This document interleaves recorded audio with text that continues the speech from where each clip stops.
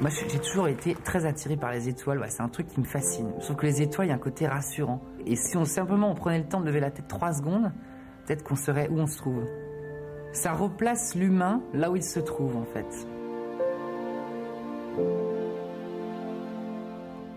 Voici le vaisseau Soyouz. Je suis devant le module de descente dans lequel tous les astronautes reviennent sur Terre. Ça fait entre 3 et 4 mètres cubes habitables. C'est vous dire que c'est plutôt short niveau espace. Et je vais rejoindre Léopold Eyhardt qui est dedans, qui nous attend, un astronaute français. Il a volé dans cet engin, notamment en 98. Alors, attendez, j'essaie de vous rejoindre. Normalement, on arrive ici équipé en scaphandre, bien sûr. Ah oui, donc c'est encore plus réduit que ce qu'on peut imaginer. Notre ami en place gauche. Alors vous, là, vous êtes à la place de qui? Moi, je suis à la place du pilote ici, du commandant de bord en général. Sur la gauche, c'est l'ingénieur de bord. Et sur la droite, on peut avoir un passager, un touriste ou un cosmonaute qu'on appelle chercheur. Donc c'est ce que j'ai fait dans mon premier vol, par exemple. C'est particulier comme engin, non? Alors c'est très particulier. Pendant le lancement, il n'y a pas de pilotage. Là, c'est le lanceur, la fusée qui pilote en fait la trajectoire pour aller en orbite. Ensuite, essentiellement, le pilotage de l'engin est automatique. Mais, si c'est nécessaire, le pilote et l'ingénieur de bord qui est sur la gauche peuvent reprendre le contrôle en manuel. Une des premières missions que vous aviez, c'était sur la station Mir. Combien de temps ça met pour rejoindre une station? Alors, entre le moment du décollage et le moment où on s'arrime à la station, il faut à peu près 48 heures. Lorsqu'on part, donc au moment du décollage, on est dans ce module ici, dans lequel on se trouve, qui est le module de descente. Il existe au-dessus de nous, derrière cette écoutille que l'on voit ici, un autre module qui s'appelle un module orbital qui permet d'avoir un volume plus important lorsque l'on est en orbite. Parce qu'on va passer 48 heures, c'est quand même long, donc on va pas rester 48 heures assis dans cette position dans le scaphandre. La définition de Soyouz, en fait, ça veut dire quelque chose en particulier? Alors le mot Soyouz en russe, ça veut dire union. C'est le nom du vaisseau habité, mais c'est aussi le nom d'un lanceur, d'une fusée russe. Et donc, en 45 ans, Soyouz n'a pas changé? Disons que la structure elle-même n'a pas beaucoup changé. Ce qui a beaucoup changé, c'est tout ce qu'on appelle l'interface aux machines, c'est-à-dire les tableaux de bord. On voit toutes ces images qui nous viennent comme ça à l'esprit, des retours comme ça qu'on voit des astronautes sur Terre dans cet engin-là.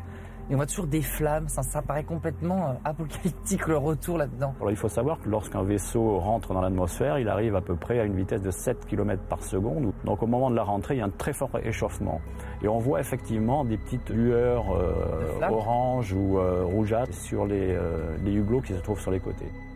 Alors donc vous avez fait combien de retours comme ça? Alors moi j'ai fait un retour dans le Soyouz au cours de ma première mission.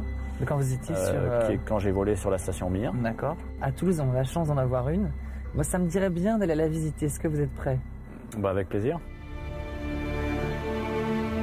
J'étais très très surpris par la taille de Soyouz. C'est tout petit. Je m'attendais pas non plus à un 4 étoiles, je rassure tout le monde. Mais je m'attendais à un truc un peu plus, je sais pas. Ça sent pas si costaud que ça. Et on se dit, ils reviennent à cette vitesse-là, avec le sol en combustion totale dans cet engin-là. Alors nous voilà dans la station Mir, la fameuse. Voilà, on est dans le module de base de la station Mir, le module principal. En fait, c'est le module de commande et contrôle, mais c'est aussi le module de vie. On peut dire que ça fait à peu près la taille d'un autobus. Il y a deux zones, une zone qui est un peu plus large, la zone vie dans laquelle on se trouve, et une zone qui est un peu plus étroite, qui est celle qui permet de contrôler l'ensemble des modules. En quoi consistait votre mission ici? En fait, la mission que j'ai faite, c'est une mission qui a duré 3 semaines. C'est une mission franco-russe. Et le but, c'était de réaliser des expériences françaises dans la station orbitale. Qu'est-ce que c'est l'expérience précisément? On avait par exemple une expérience de biologie où on avait amené des petits animaux qui s'appellent comme des salamandres un peu, mais qui s'appellent des pleurodèles, et qu'on devait faire pondre dans l'espace. Il y avait en tout 6 expériences différentes qui devaient s'étaler sur les 3 semaines du vol. Pour boire, pour déglutir, vu qu'il n'y a pas de phénomène justement de descente logique, j'ai envie de dire. Ça se passe normalement. C'est une question intéressante parce qu'on peut se dire, puisqu'il n'y a pas la gravité, est-ce que c'est plus difficile d'avaler? Mais en fait, c'est exactement pareil. Il y a une expérience d'ailleurs sur Terre que l'on peut faire. On peut se mettre à l'envers, faire le poirier et essayer d'avaler quelque chose. Et en fait, ça marche très bien. Ça marche aussi? Oui, ça marche aussi. Oui. Alors, testez chez vous. Michel, je pense que sur le plateau, vous devriez tester de voir si à l'envers, on va se préparer ça pour notre retour. Quand vous arrivez dans la station la première vue que vous avez comme ça de la Terre d'en haut, c'est quand même incroyable, non? Oui, c'est un sentiment assez extraordinaire. Oui. D'abord parce qu'on en a rêvé depuis longtemps, donc lorsqu'on arrive, évidemment, c'est un accomplissement pour tous les gens qui réalisent leur premier vol, et puis parce que la vision est magnifique.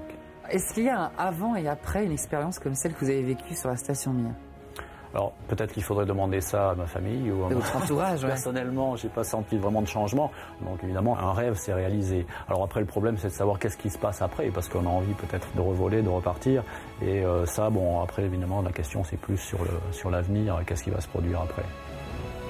La Terre vue de la Lune, que je trouve incroyable. Les tout premiers pas de l'homme sur la Lune qui sont aussi impressionnants. J'ai grandi avec déjà le fait que ça existait.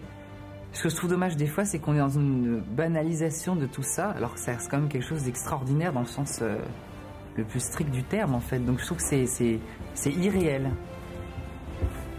Alors moi, ce qui me choque en fait depuis tout à l'heure, c'est que dans chacun des modules qu'on voit, il y a toujours des brosses à dents qui traînent. Et on a l'impression que tout se mélange en fait. Ce qu'il faut savoir, c'est que la station Mir, elle était prévue pour 2 ou 3 cosmonautes.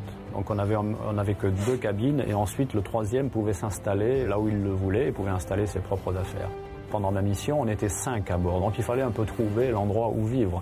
Et en même temps que l'on travaillait dans la station, il y avait aussi la vie à bord, et donc on s'installait où on pouvait. Là, je suis quand même intrigué par cette machine qui est derrière moi. Est-ce que vous pouvez m'en dire plus sur ce que c'est, Léopold ? Alors cet objet qui ressemble à une petite capsule, en fait, c'est une douche. Et c'est une expérience qui a été tentée au début de la station Mir pour voir si on pouvait avoir une douche qui soit utilisable par les cosmonautes de façon satisfaisante. Le problème, c'est que pour obtenir un débit d'eau comme sur une douche sur Terre, c'est assez difficile. Comme il n'y a plus de pesanteur, il n'y a plus de gravité apparente, c'est très difficile de faire circuler de l'eau. Si vous n'utilisez pas la douche, en fait, concrètement, dans l'hygiène de tous les jours, vous lavez comment ? Alors, pour se laver, c'est facile, on utilise des lingettes pour la toilette du corps.